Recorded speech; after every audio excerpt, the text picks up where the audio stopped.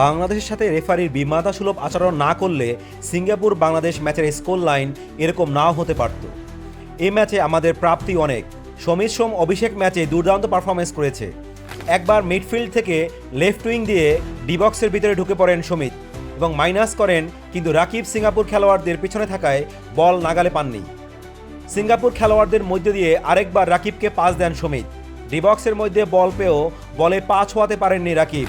এরকম আরও অনেক থ্রু পাসে ম্যাচটি ভরে উঠেছিল, কিন্তু সেই ডেড টাচের অভাবে বাংলাদেশ দেখা পায়নি গোলের। রাকিব একটি গোল করে হামজার পাসে। পুরো ম্যাচে বাংলাদেশ বেশি চান্স ক্রিয়েট করেছিল, কিন্তু গোল না পাওয়ার কারণে হেরেই গেল বাংলাদেশ। রেফারির পক্ষপাতমূলক আচরণ বাংলাদেশ সমর্থকদের আরও তাতিয়ে দিয়েছিল। ম্যাচের অতিরিক্ত সময়ে ডিবক্সের মধ্যে ফাহিমকে ফেলে দেয় সিঙ্গাপুরের ডিফেন্ডার। নিশ্চিত পেনাল্টি দেয়নি রেফারি। ম্যাচ শেষে বাংলাদেশ কোচ কাবরেরা বলেছেন, আমরা পেনাল্টি পেলে ম্যাচটি হারতাম না। যা হোক, সামনের ম্যাচে জিতবে ইনশাল্লাহ বাংলাদেশ।